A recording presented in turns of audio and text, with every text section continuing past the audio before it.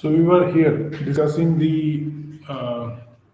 we started discussion on the NoSQL databases, and so we um, were coming to this place where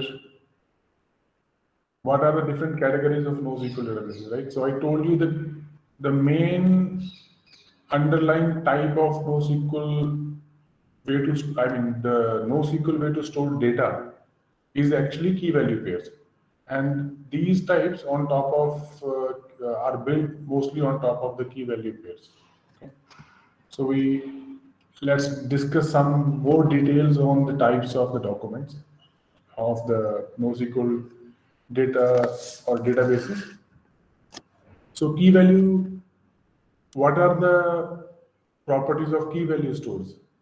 So structure of one record can differ from other in the same collection. So this is a very important thing to know, right? The value part, right? You can define the key in a particular way. It will mostly be a string or a number, but the value part need not to be tied up to any schema. It could be anything within the same table also, right? So that is completely different from RDBMS tables. So this is very important thing to know. Then it is the basis of other NoSQL categories as well. So key value pair or hashing is the main technique that is used for storing data in the NoSQL databases. So cache-like speed and simpler data. So key value store is simply a key and value pair, right? So because of hashing, it is going to be very fast, right? And the complexity of data is nothing. It is only a key and the object stored in the value. What is inside of the object has nothing to do with NoSQL database. It is your data. You need to interpret the structure of the object. So it's simple structure. Most of the data is non-hierarchical. So what it means is that in practical real life world, the data actually is not hierarchical. We may need not to actually store it in RDBMS, but we tailor it to store in RDBMS because earlier only RDBMS was most common way to store the data. So RDBMS is not required if the data is not structured or data doesn't have a proper schema. So now everything seems hunky-dory, but here is the challenge. Even though the data is simple meaning the way the data is stored, this key value pair is a simple structure, but so the question could be like, why so far it hasn't been there, right? Why it has come now when the cloud has come into picture? Why? Because of this handicap, this impediment. Storage technology was not capable enough earlier. Distributed technology was not there, or if it was there, it was only proprietary or within the company like CDN is kind of is a distributed network where you can serve your data from, right? But they are not available like en masse. Now anybody can use a subscription in Azure and use NoSQL storage options. Anybody can use AWS subscription and use AWS NoSQL options, right? So it is now widely available. Why? Because this AWS and Azure cloud providers are much more capable in terms of their capacity, in terms of their speed, in terms of doing these things, right? Providing the interfaces. So that is why it has been now more democratized access to the NoSQL technology. Earlier it was not. But so why it was not? Because you need to have a distributed databases, then fault tolerance has to be there, then it has to be very fast and highly available. All these properties need to be there. Then only NoSQL option will be of any use. Okay. Okay, so what are the examples of key value stores? For example, Azure table storage, then memcached database, then LinkedIn uses this world mode databases. These are examples of NoSQL databases which are direct key value pairs. Okay. What is the second type of data NoSQL database, which is document stores? So here the record or the value that we are storing is a document. Okay, and each document is a set of key values. So within the document we have key and the values.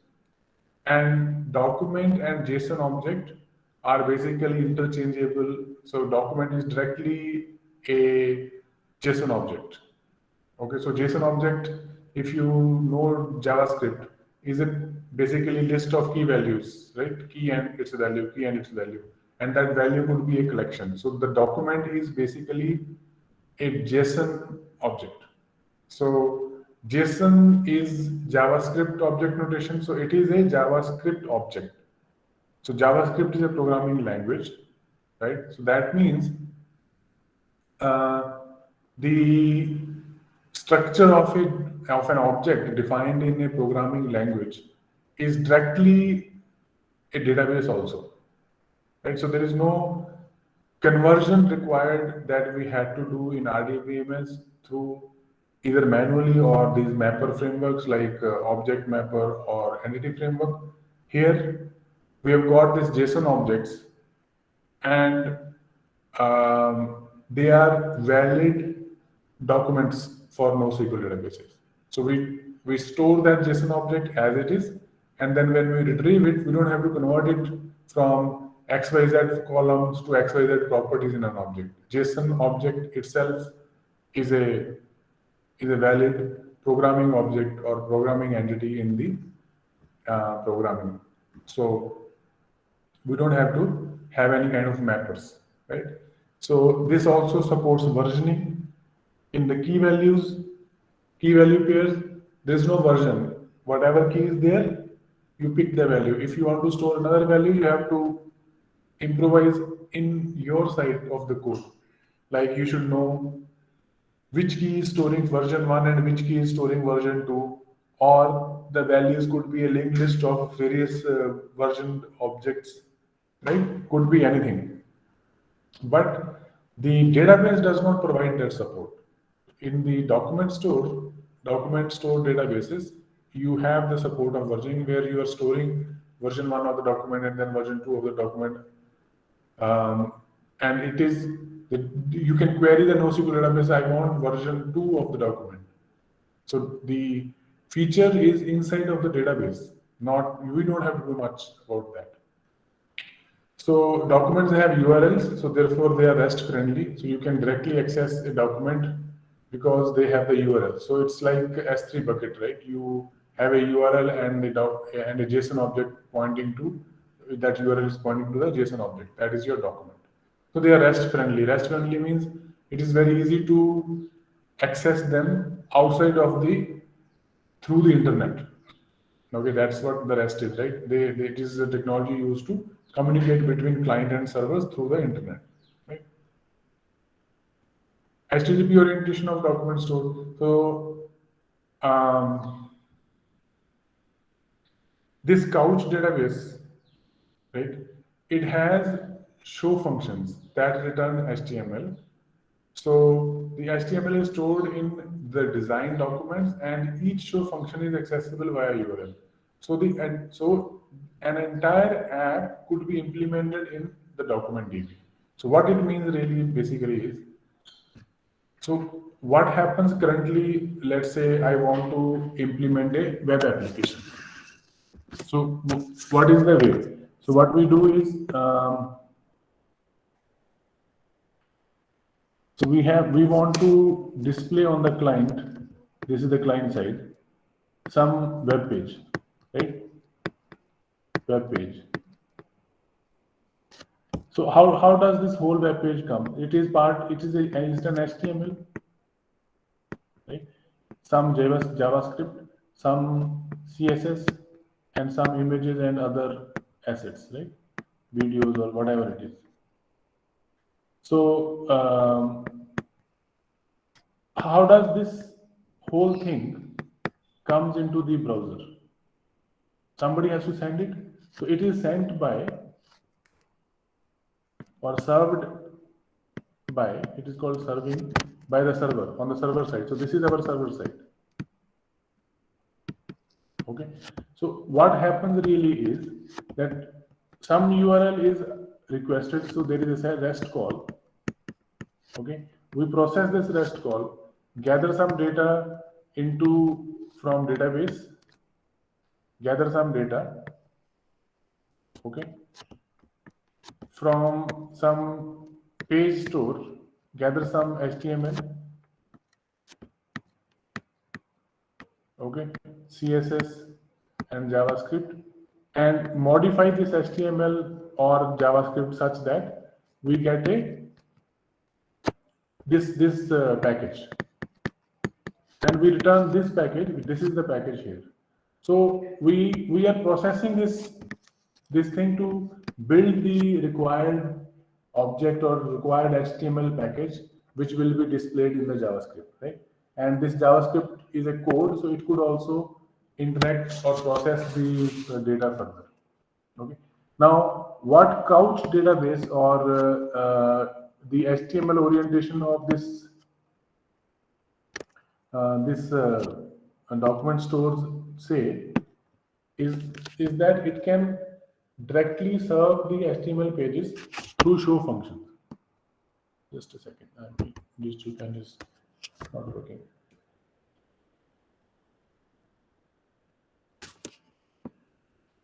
So CouchDB. So what does it do? Now before it, let me. So here, if we come back to this, when the request came, we are processing this line that I'm saying it is processing. This is a code, right? Which knows how to fetch data from database and stuff like that, and then it returns this package of HTML and all that stuff, which gets displayed. So this CouchDB, this has got show functions. Okay, so this function returns an HTML. So remember, these show functions are feature of the CouchDB. It's a Couch database feature. So what I need to do is, all I need to tell in this code is that this is the URL you need to pick from this, plus then add these files and CSS. So this is part of the Couch database only, right? And then you have got this JSON, which is a JavaScript object of all the data that you want to display. There will be some HTML page line in as a document. There will be some JSON. So all this is part of the Couch database only, including the show functions. So what basically it means is that whatever is required for you to run a website, right? It is already available in the Couch database. So the entire functionality is provided by Couch database, and your database itself can be a web server. Meaning you don't need this server side logic to be able to serve some HTML.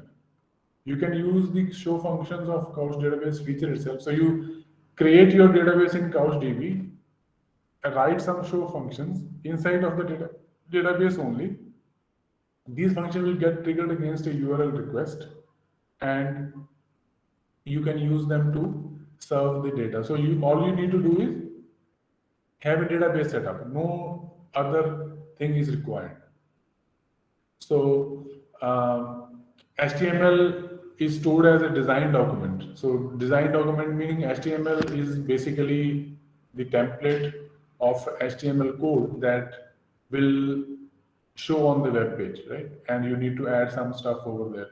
So it is a design document, which is a template document which you fill. Okay. So this way, entire application could be implemented in a document DB like couch database. Okay. So this is one of the advantages of document. Meaning next step over key value pairs when you have a JSON object as the document of your database. So we have Azure Document DB. It is now called the Cosmos DB. Apache's Couch Database, Amazon's DynamoDB, open source MongoDB. All these are document stores. Not everyone has this capability of show functions, but at least they have this document. The objects are stored as documents. Okay. So now the third type of our databases, these categories, is wide column stores. So wide column store, as you see, is a semi-schematized and semi-hierarchical. Okay, what does that mean? So wide column store is a semi-structured and semi-hierarchical thing. Like I said, we need to put some structure in the data, but not, this is very strict. So how do we achieve this middle ground, right? It should be structured, but at the same time, it should not be too harsh on the data, right? So how does that work out?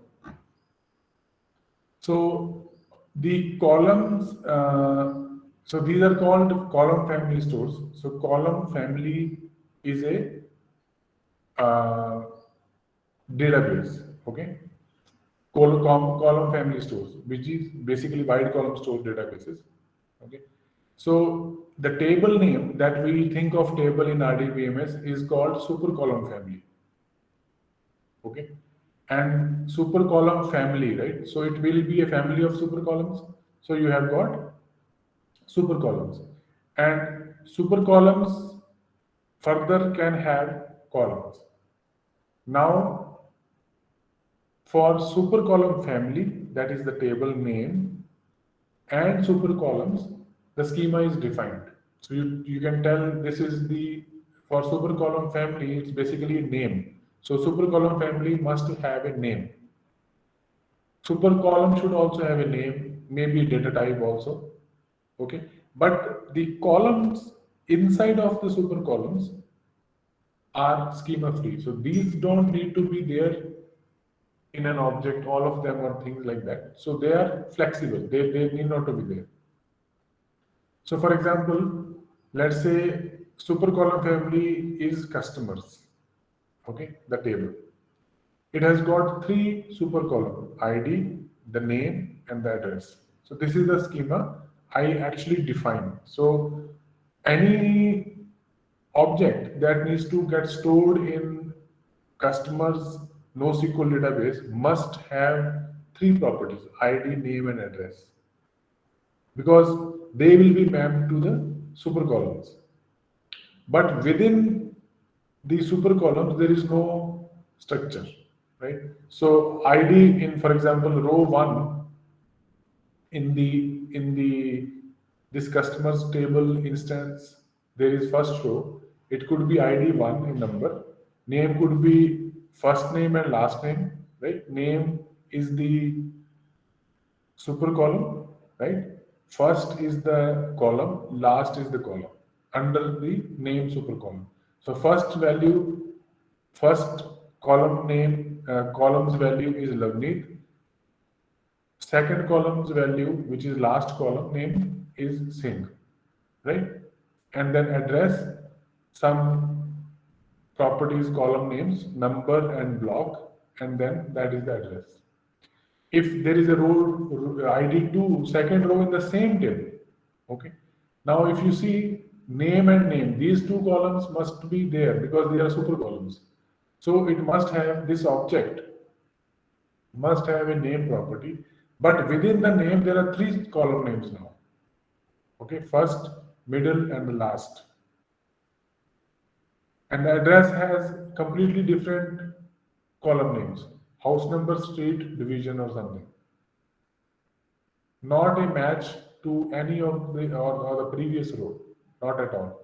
But they are still stored as a single as two rows under the single customers table. Okay, even though their internal structure is not exactly same. The names could be entirely different, like here, but the address must be same. The name of the address column must be same. Name of the name column must be same. ID column must be same. Okay. Even ID could be multiple column because it's a super column. So I think here you will need to give a name to the column. It could be ID also, and then the value will be 2, not directly ID2, because you got to have a column inside of super column. So I hope it is clear to you that we have how it is semi-structured or semi-hierarchical. We have got a top level super column family name and super column names that provides the structure, and the flexibility inside of the super columns are the column names. They provide the flexibility. So structure and flexibility at the same time is a wide column stored databases, NoSQL databases. Why it is NoSQL? Because you have this underlying storage technique is different than RDBMS, and you have this flexibility of storing anything under address. Okay, let me know if you have any questions. Otherwise, I will just keep going. So next is our graph databases. So graph databases, like we discussed, explicitly track relationships between the entities. So it's the relation between the entities that is important, or it is explicit in the graph databases. So node 1 and node 2 are linked together using a relation.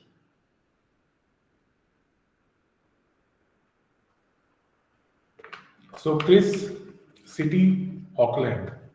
So city is the relation. Chris and Auckland are two nodes, and they are connected by a relation called city. City is the explicit relation. Okay. So white column store, there was no example. Okay, I'll check. Anyway, so you can have graphical or hierarchical structure like this. So the name of the object, name property of the object is Andrew. Then the relation is most recent order. You have got this object, and then the object contains this item value, this item value. So you can express uh, the information about this node using different relations. What is the address of this node? What reviews were posted? So you can understand this, right? So these reviews were read by other similar nodes, right? And then you can go further what those guys posted. So it can be connected graph among the different nodes. City state. So this city state will be linked to so many other objects which have same address of the city and the state, right? So you can query how many of my customers are of this from this state just by going through all the edges of this city and state, right? You can query, you can find what is what are the orders and what are the contents of those orders, what items were ordered in a particular order, what was the value of that.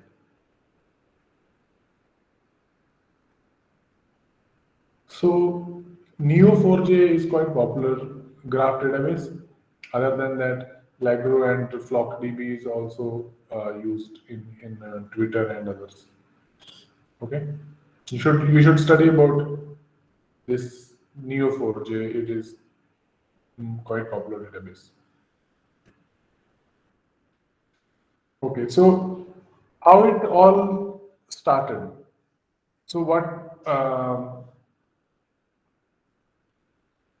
the this Google the NoSQL database was started by Google actually, because if you remember, Google was the first search engine, right? So they would need to store a lot of data about the indexes, about the internet, the search behavior, and things like that. So they started with, sorry, they started with this big table database. So this big table NoSQL database was a wide column tables database, wide column store. Okay, and then open source HBase, if you would have heard about HBase, is also a wide column database store. And then they have wide column database store, and this is a big data, right? Like we discussed.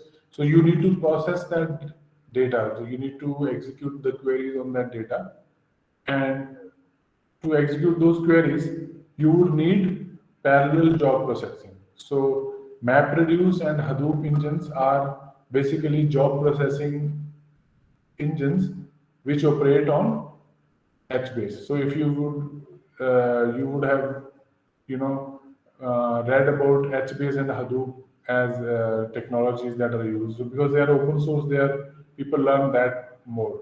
But basically, Hadoop is a parallel job processing engine which, in parallel, can execute queries in a wide column table store or a NoSQL database. Okay.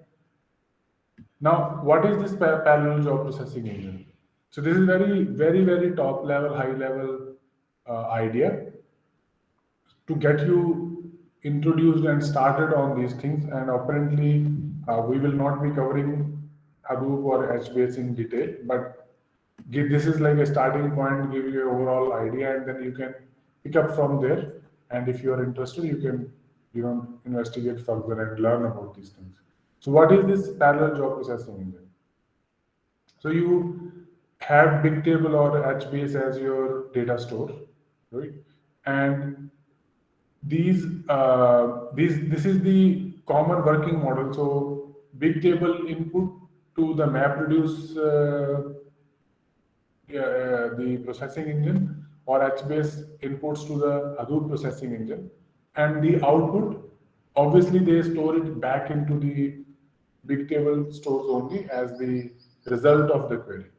Okay, so this is the common working model. You got to have a processing model, processing engine connected to a Bigtable wide column store database, and then you can execute the query. So how does it happen? How parallel query will happen? So first of all, why parallel query? Why parallel query? Because querying NoSQL is less straightforward than RDBMS, right? So RDBMS has a well-structured schema and data. So what is the advantage of that? The advantage is we can query the RDBMS in so many different ways. We can create joins, we can create projections, we can set some triggers to manipulate the data. There are so many things that we can do. In fact, the whole technology stack of SQL language query optimization, triggers, functions, um, so many other things, right? They joins and stuff. They stored procedures. All this is built on top of the RDBMS database based on one core assumption or one core property, structure, schema, right? Data type, column name, and then rows. Rows are the objects.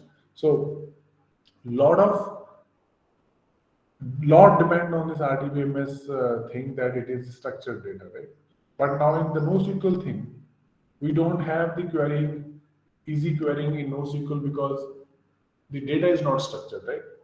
So that is one reason, one issue. And then second issue is that the data store is distributed, right? Remember partition tolerance, it provides partition tolerance. the NoSQL database. So it is a distributed database. Some of the objects are stored in one node, some of the objects are stored in another node. Node meaning compute or storage instance. So if we want to query some data out of the database, out of the NoSQL database, that means the data could be on node 1 or node 2 or node 3 or on all of the three nodes. Right? So what happens is there is this processing engine. What do they do basically? What does this Hadoop engine do? So it basically splits the queries into subqueries and runs them on individual nodes. Okay. So this is basically a mapping step. You are mapping the portions of the query to different nodes. So that is map or split. Okay. Now these query execute on each of the nodes, and then result of that particular node will be formed. Local result, right? So once we have got the result, we got to combine it, right? Because the customer executed only one query, it needs the result in one format. Here we split the query on each node, and we have got different results from each node. Okay. Now, therefore, we need to combine them. So there is a unification step. This unification step is called reducing or reduction of the results. There might be some overlap that we need to remove. There might be some ordering that we might need to do, and some other stuff, and that forms the unification step. So after unification, you can present the result. So this unification step is called reduction or reduce. That is why you have something called map reduce. If you would have heard about Hadoop and HBase, you would have also heard about map reduce. So that is basically pointing to splitting or mapping the query to subnodes and then reducing the result to a unified result. Right? That is what basically the job of the processing engine does.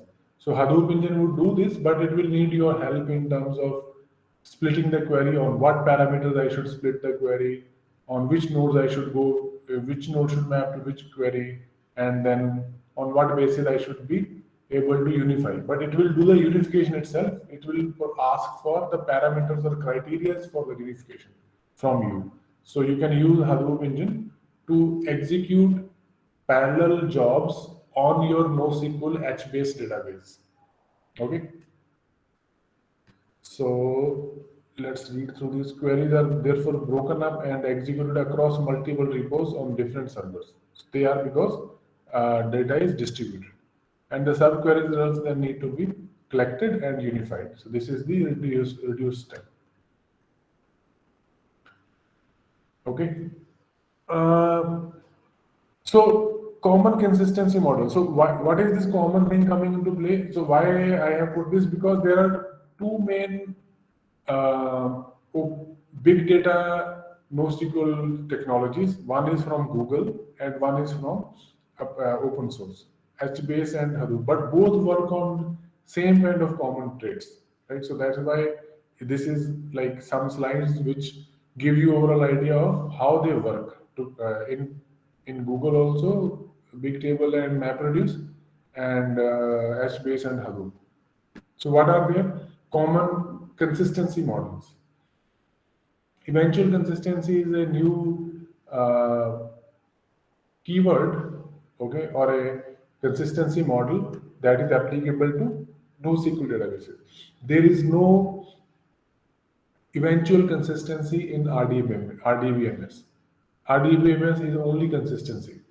Eventual consistency means that changes made in one replica, one node, will be transmitted to others in an asynchronous manner.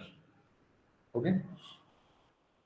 So if the data has come to one node, it will be transmitted or replicated to the other nodes in an asynchronous manner. So it is not synchronous, right? Synchronous or asynchronous to whom?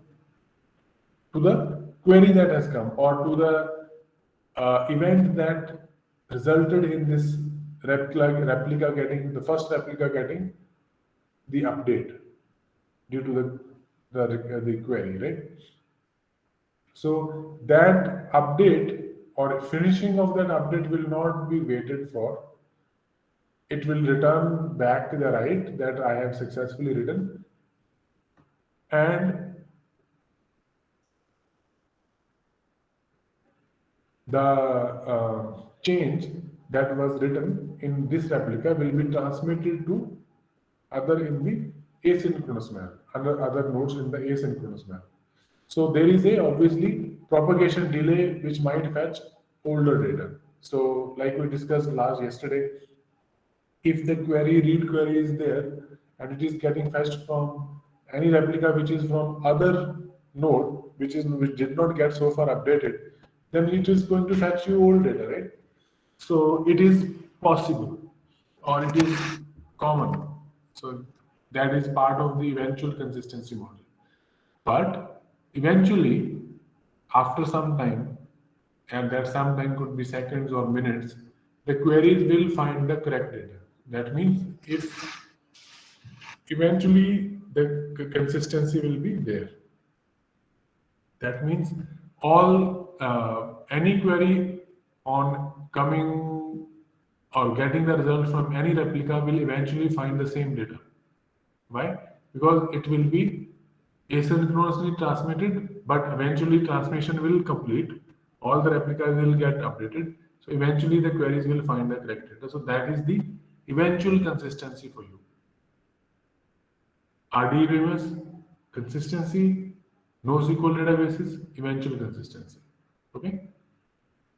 Very important trait of uh, NoSQL databases, eventual consistency. Optimistic concurrency. So because they need to quickly, process the nodes in parallel, right? These are parallel job processing engines, parallel processing, right? So we don't lock the rows by a single user. The data scenario in low contention of data scenarios. So we assume that the data is distributed in the nodes in such a way that the contention is low, okay, and the connection to DB server persistent connection is not required, and then the DB servers are free to serve large number of users in lesser time. So this is like optimistic concurrency that is part of the properties of these two big data NoSQL big data NoSQL technologies, the big table and HBase and Hadoop. They offer eventual consistency. They offer optimistic concurrency. No single user can lock the row, and there is a low contention in the data scenarios. That is optimistic concurrency. And buffered writes basically means that you fill up a buffer. The write happens. It's like if you would remember from your C++ file writes, right? So the file write happens at the close or flush of the file buffer, right? Otherwise, it is still present in the buffer. So similarly, it is here. When you write, um, the write happens in aggregates, like the bunch of the data is put to the tables or to the objects, returned to the objects in aggregates. Okay. So what are the indexing models? How the databases are indexed? Different databases. What are the indexing models? So eventually, NoSQL databases do need to provide querying, right? It is a database.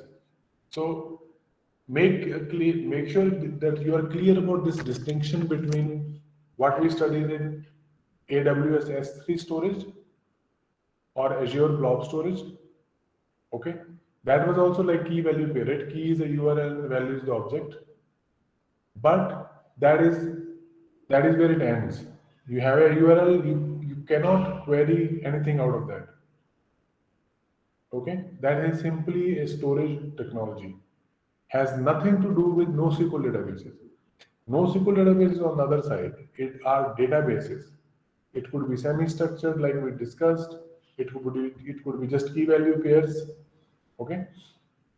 Now, some querying has to be possible in NoSQL databases. Ultimately, they are databases, so we need to query the data out from the NoSQL databases. So what are the, and for that you would need some kind of indexing, right? So what are the indexing models of NoSQL databases?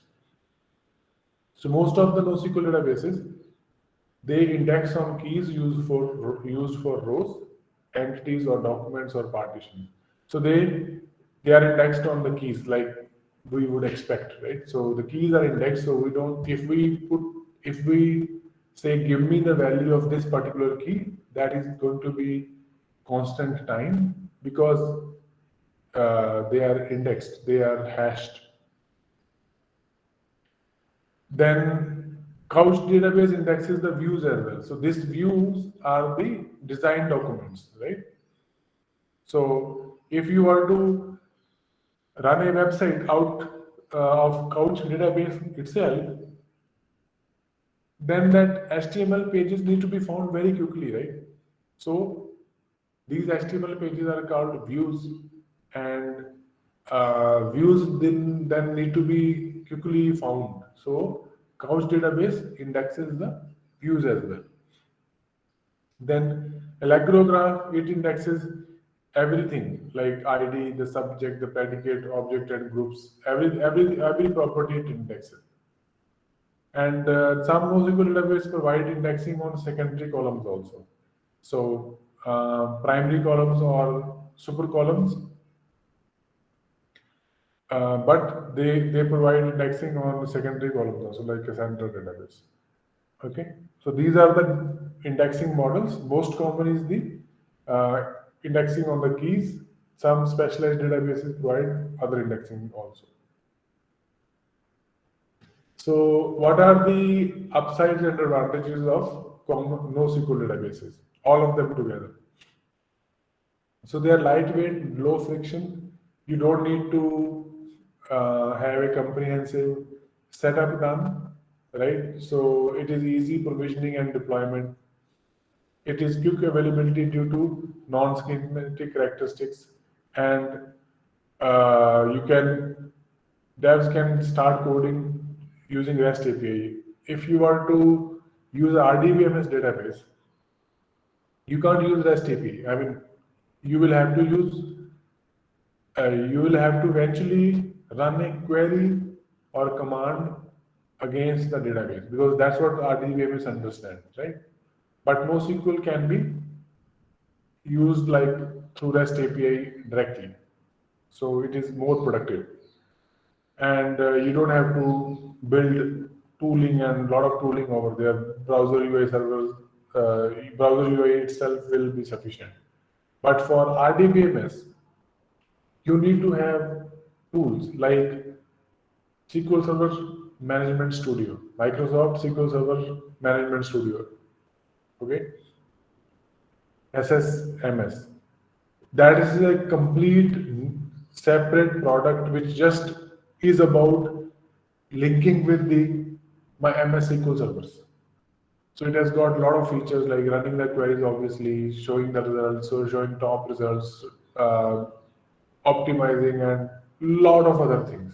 So basically, what I mean is, you created a SQL Server database, the RDBMS database, and then you need to have a comprehensive tool set for people to use so that they can interact with the database properly, right?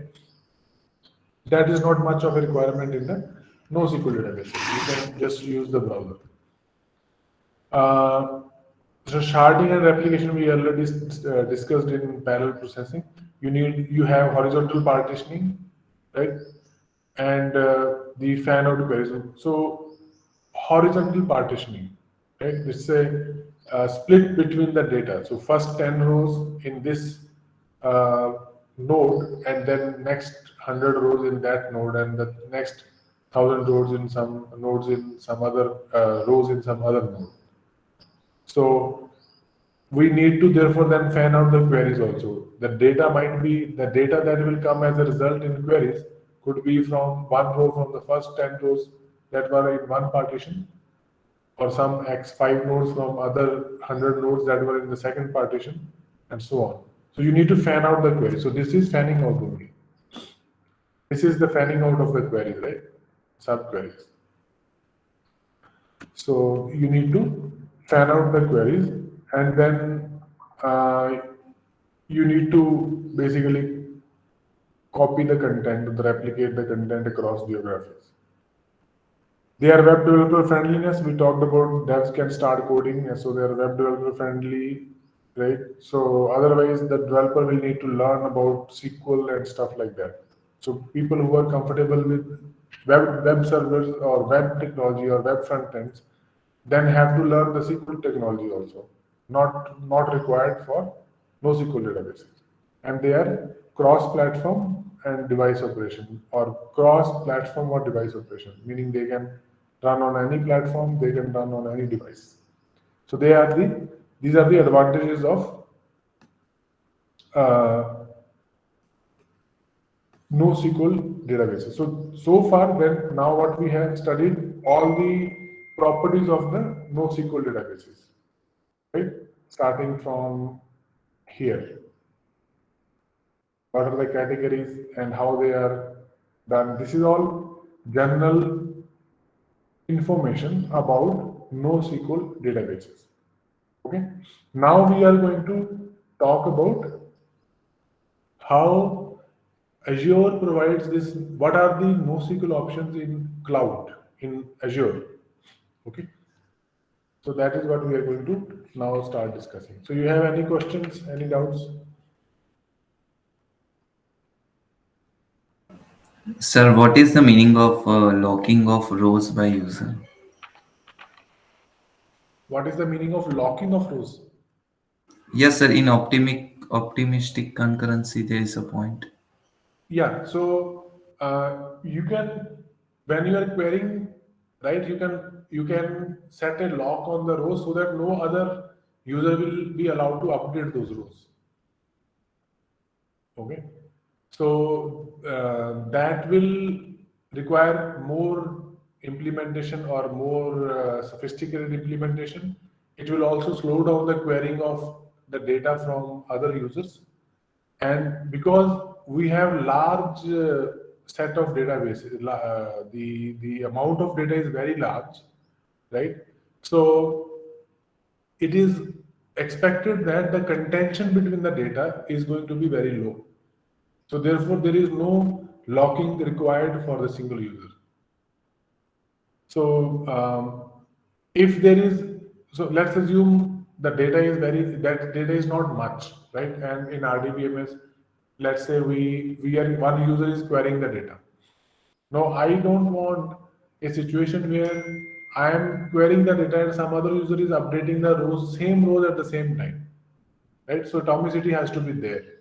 So what it does, what the RDBMS does, it will lock those rows for a particular user while the user is writing the data into that, so that the same rows cannot be updated with the by the other user, right? So two writes cannot happen at the same time. So then if the second write comes, it has to be sequential. It is not concurrent, right? Because one write has to finish and then second write has to finish. How will that be achieved? When the one write before one first write starts, the database will lock those rows which will get updated by against that query or the user. So that lock is acquired by this first query. So therefore, that is how the second query has to wait, because it did not acquire the lock. So the first query will finish, update the rows, release the lock. Second query starts to execute. First, it will first acquire the lock and then execute. So it will lock the rows so that there is a sequential execution of write queries on a set of data. Now, that happens every time, even if there is very low contention on the data scenario. Low contention, meaning it is highly unlikely that two writes are going to happen or affect the same set of rows. Very highly unlikely. Okay. But even in those scenarios, I will first acquire the lock, write, I will then acquire the lock for second query and then write. So it will take time because now it is parallel, sequential. So optimistic concurrency says that in low contention scenarios, we don't lock the rows because it is highly unlikely that same set of rows is going to get updated. So we can process two writes in parallel. Understood? Yes, sir. Yeah. Okay. Any other questions?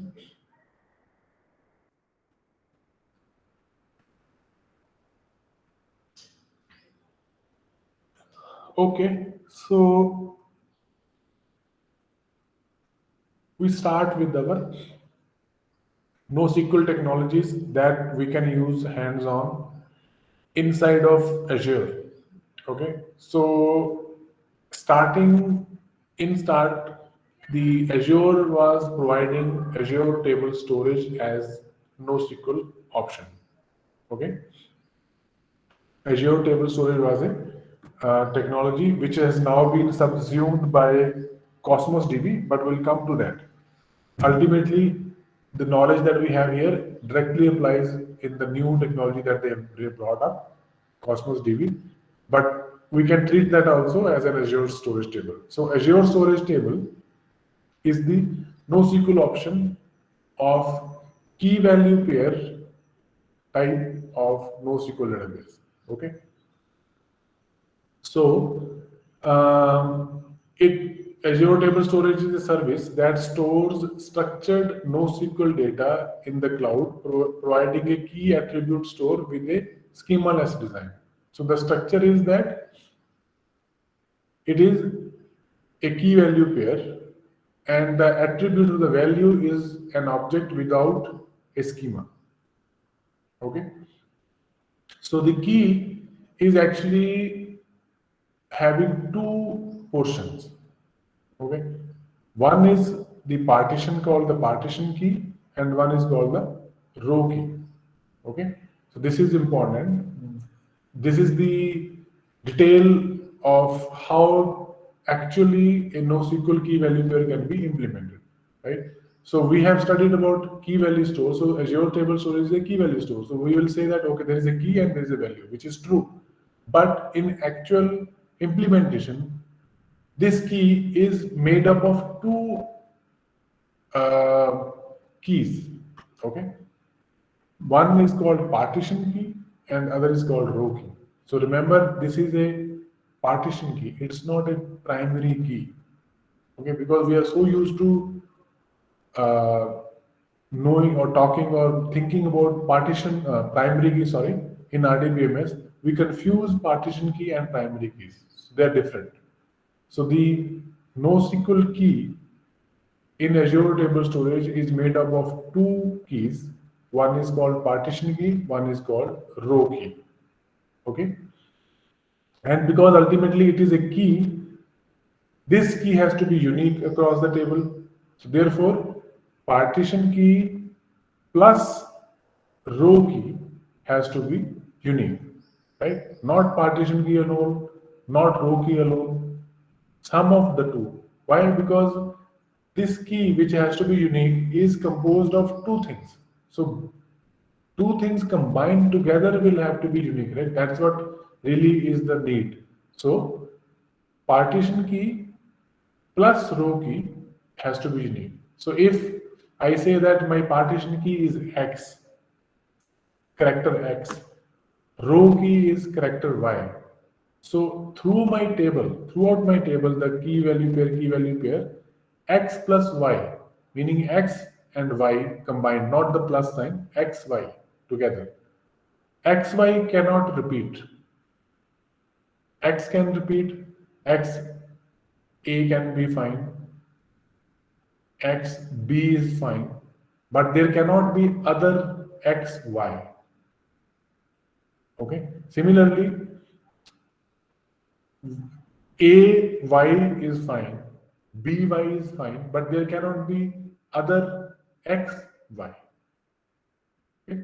So a combination of partition and row key has to be unique so that we can have the true key value pair. But partitions key can be matching, row keys can be matching, but not together. Partition key plus the row key cannot be matching to any other partition key plus row key combination. So therefore, partition key and row key combined gives us the key, and we can then navigate to the value of that object that we stored inside of that row. Okay, so now let's come to this little later, because I would have written this when I was explaining some concepts. So let's go through this and then we come back to this concept. Okay, what are the common uses of table storage, Azure table storage? So storing terabytes of structured data capable of serving web scale applications. If you have large data, you can store it in the Azure table storage. Now remember, this value cannot be more than a few megabytes. I think 1 or 2 megabytes. So it is not that in one value itself you can store all the data, but the size of this key value pair could be as large as you want. It is like in terabytes. Not a single value can be a terabyte. It is the table size, not the value size. Okay, so there is a limitation on the key size also and the value size also. Storing datasets that do not require complex joins, foreign keys, or stored procedures can be denormalized for fast access. Okay, so we have, I think I'm sure in RDBMS courses, we have these like 5 or 6 what normalization or normalized forms of data, right? Now here we are talking about denormalizing, completely opposite to RDBMS. That is why RDBMS concepts do not directly or apply on NoSQL databases. So here we are saying that which the data sets that do not require joins or foreign keys or stored procedures, they can be denormalized for fast access. So there can be duplicacies in the data for when there's duplicacy, then you have denormalized data, right? But you trade it for fast access. The key property here is, the main property here is that you using partition key and row key, you can get a fast access to the value, right? So you denormalize the data for faster access. You store some duplicate data among the values, but given the row and partition key combination, you can get the access fast. So therefore, you can quickly query the data using clustered index. I am not sure what that means.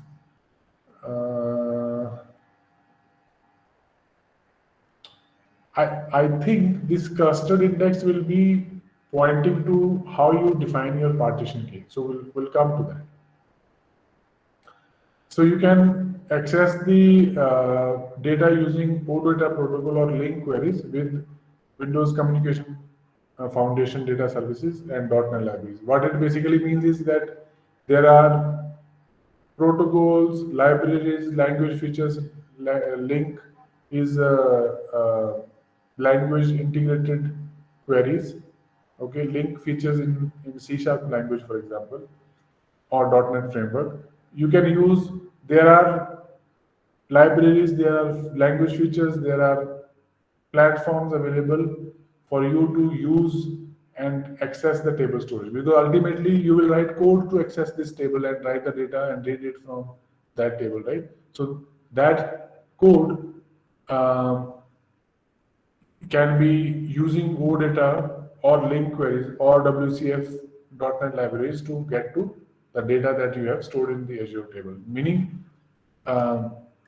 this one, devs can start coding, right? So it is a facility for development. Okay. This is one thing. Let me see what we have here. So we will come to this discussion a little later, okay? Because I would have, let me check.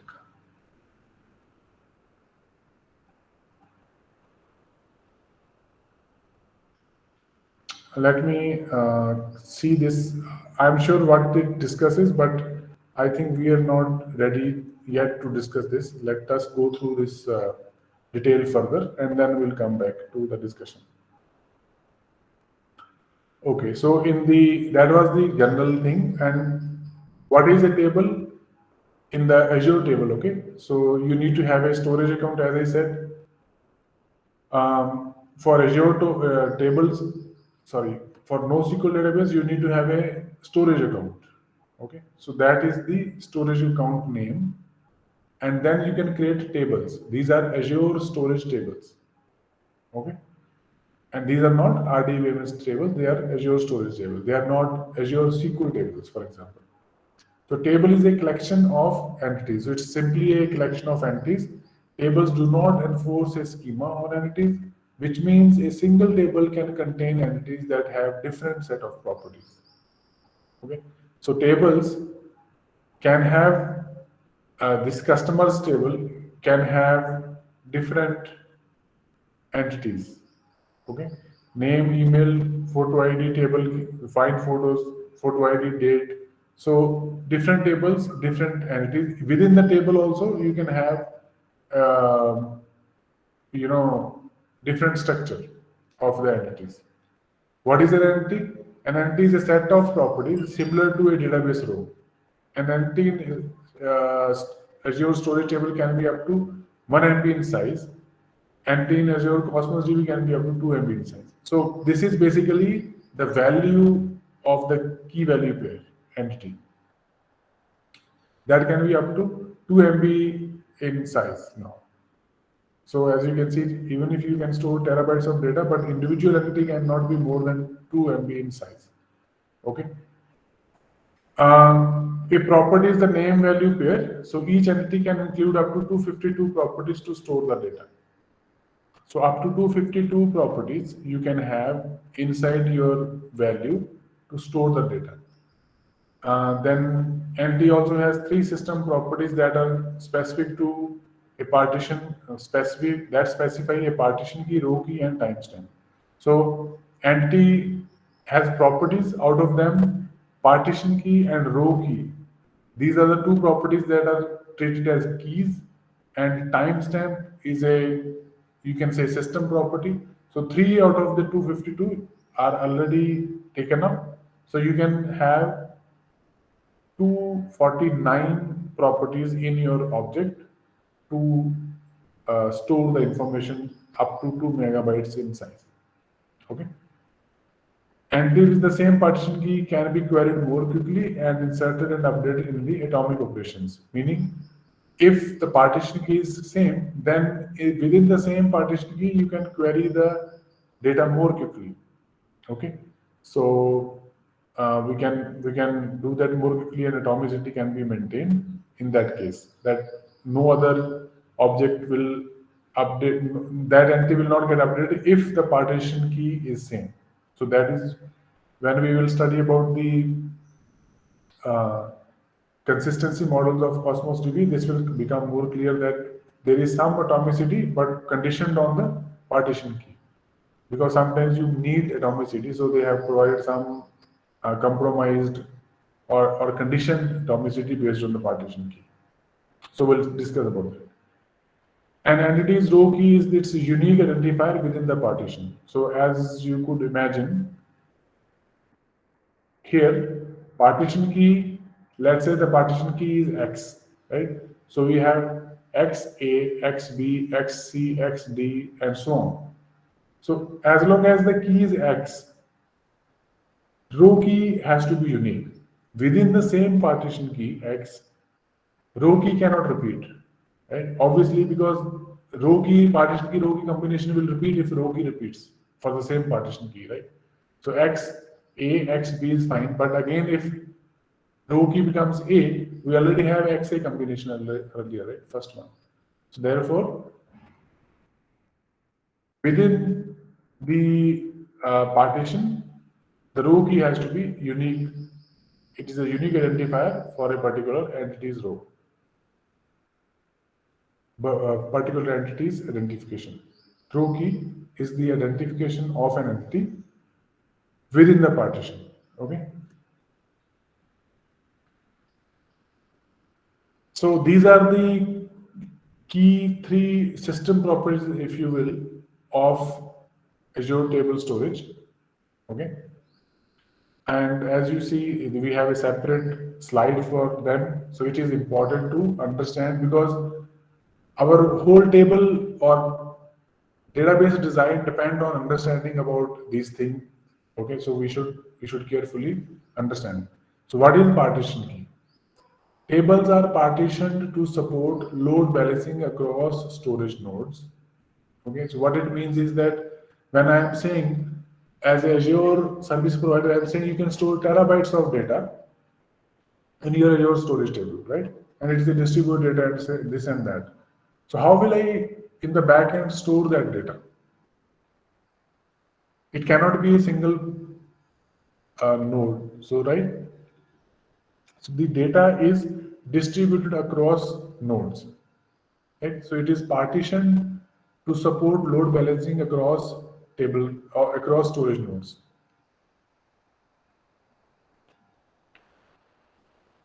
So if I am storing the data in different nodes, basically I'm partitioning the data, right? So the partition key is a direct map to partition of the data.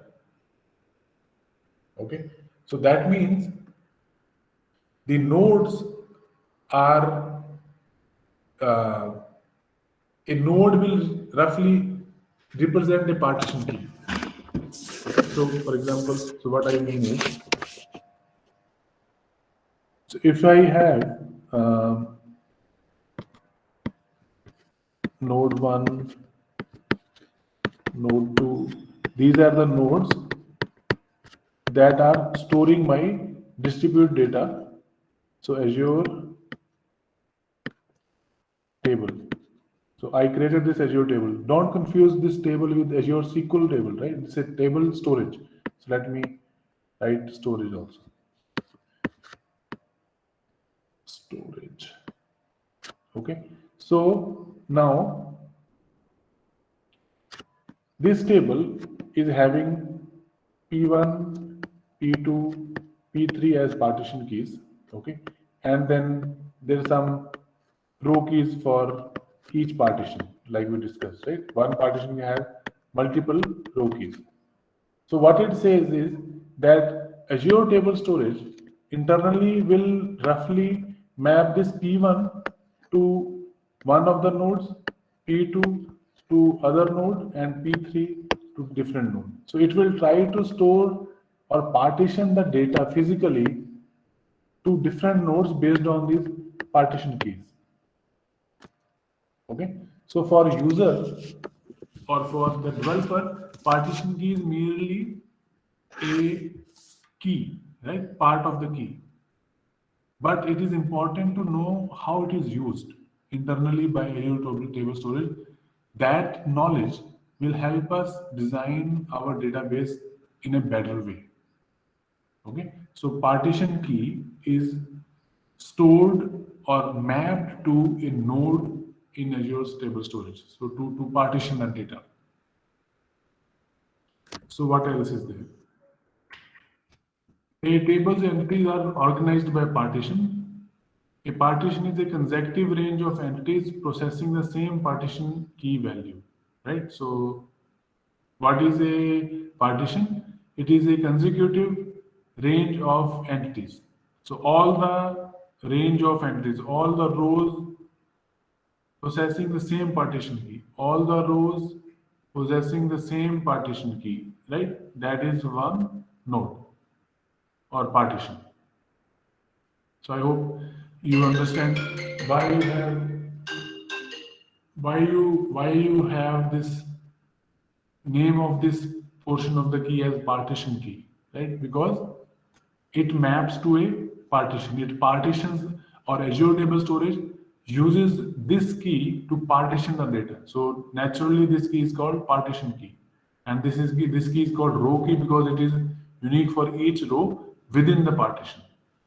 So as you can imagine, then I can query it fast, right? I know there are like hundreds and thousands of such nodes. They could be in different data centers, they could be spread across the globe.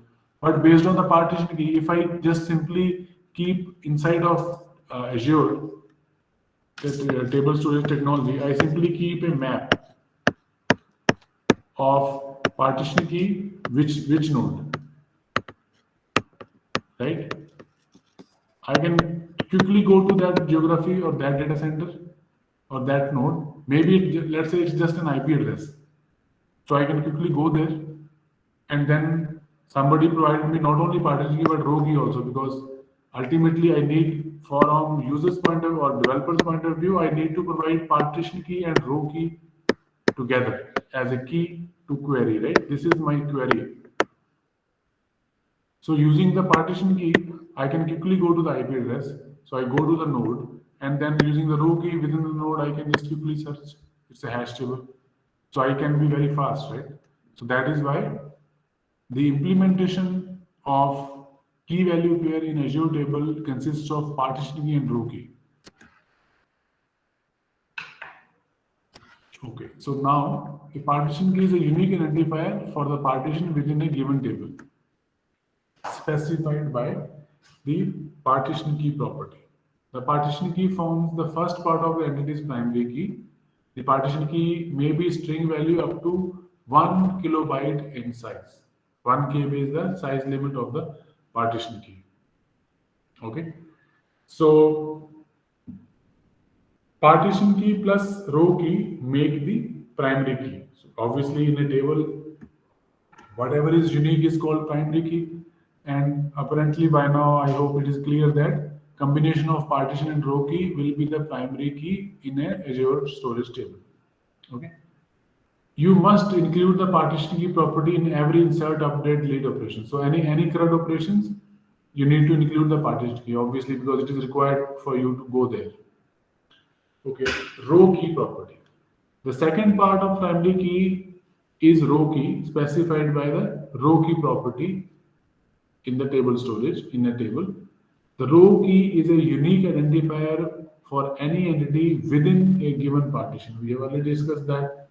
Together, the partition key and row key uniquely identify every entity within a table. Okay, so partition key plus row key equals to primary key of a table. The row key is a string value that may be up to 1 kilobyte in size. So 1 KB size is also applicable in the row key. So total row key and partition key could be 1 kilobyte each max. So 2 kilobyte max. You must include row key property in the CRUD operations. So partition key and row key property has to be given in any operation, and then you can perform your operations. Timestamp property is the datetime value that is maintained on the server side to record the time of an entity was last modified. The table service uses timestamp property internally, so it is not required to be used or query against. It is internally used to provide optimistic concurrency. So timestamp they use for providing this optimistic concurrency. The value of timestamp is monotonically increasing. So this is very important. So no two row keys will have, rows will have same timestamp, and it will be monotonically increasing. If this row in partition 2 was written, and let's say other row or updated, or other row in partition 3 was also updated, the internal implementation is such that the timestamp will not be, it will be monotonically increasing. It will be in a sequence. So P2 was done first, then P3, and the timestamp will map that. Okay, mark that thing. Meaning, each time the entity is modified, the value of timestamp increases for that entity. Okay, I think it is for only that entity. We need to check. Sorry. It is about each entity. Within that entity, the timestamp of that entity will always monotonically increase. Okay, if update comes, the timestamp will increase and then further increase and then further increase. So it will be monotonically increase. It cannot be decreasing anytime. This property should not be set on insert update operations because it will be ignored. So this is like internal property, but we should know that there is a timestamp property of an entity, right, which will always monotonically increase. So you can read that value and query some investigation or anything. Let's say at what time the last update happened and what were you trying to do. Let's say you were trying to update, did happen. You can check on the server side what is the last timestamp of that entry, things like that. You can use it, but when you try to write it, it will be ignored. Okay. So this is the discussion on the Azure table storage, and I think in the next lecture we'll cover some exercises and then discuss about these further so that things become more clear. Okay. Any questions before we end our lecture?